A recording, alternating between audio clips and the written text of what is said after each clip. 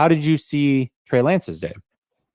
Trey Lance was an interesting day. Started off really, really solid. Trey Lance was, he started off the practice, I believe, 3 of 4 today. If you look at some of his passes, Lance was a guy who was targeting all aspects of the field. His first ball was a nice one to Willie Snead. This one was one where it seemed like they were running some sort of, it seemed like zone coverage, and Lance found a sweet spot in the defense in between both safeties. The second safety was charging in. He was with the third string quarterback. I believe it was Miles Hartsfeld on the coverage. He was charging in. So if this ball is high, if this ball is off target, he probably, the receiver, Willie Snead, probably gets hit. But this was 20 yards down the field. Lance positioned the ball low, allowed Willie Snead to go and get it in front of him. And this ended up being a nice 20-yard completion, probably Lance's best throw of the day. Then later on in practice, Lance on his, I believe, second drop back hit Tay Martin on a really nice 15-yard out.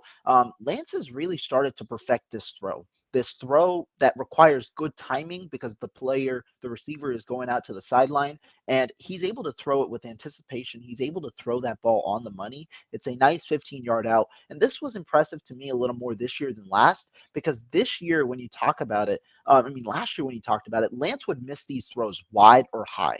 That was an issue, a constant issue with Trey Lance. So good on him to hit this ball.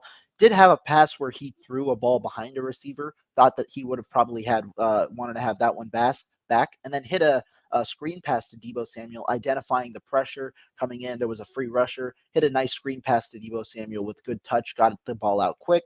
And so that ended his first session. He was 3 for 4. In the move the ball period, though, this is where Lance saw some of his ups and downs, some of the bumps in the road, as his first pass in the move the ball period was an interception to D Winters. It was intended for Tay Martin, it seemed. He was trying to get, it was a high-low. Kyle Shanahan broke down the play afterwards in press conferences. It was a high-load read. He was trying to hit Tay Martin. Seemed like the ball would have been just a little behind Tay Martin, too, had it been thrown, but just didn't see D Winters. And this one was one that Kyle Shanahan believed Lance, a guy who wanted to push that ball down the field, try and fit it in that window, should have just checked down. And because there was the check down open, that was a poor decision there from Trey Lance, who just didn't see D Winters for the interception. His first one, though, of practice.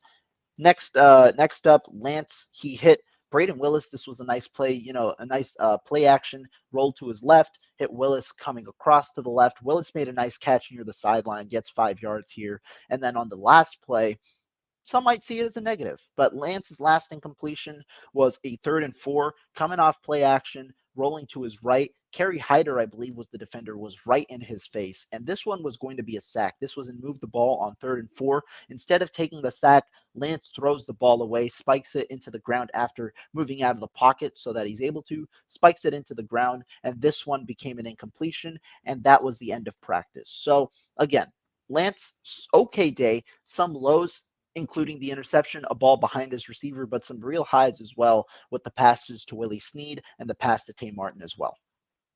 Yeah, most definitely. And I think that's why, people read completion percentage, but there's so much that goes into it.